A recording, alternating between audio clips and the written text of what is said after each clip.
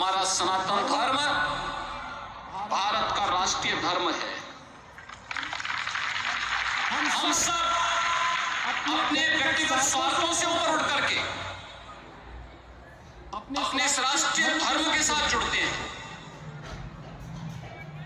हमारा देश सुरक्षित हो,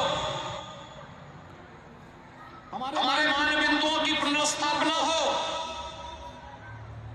गौ ब्राह्मण की रक्षा हो, किसी कालखंड में अगर हमारे धर्मस्थलों को अपवित्र किया गया है, उनकी पुनर्स्थापना का एक अभियान चले।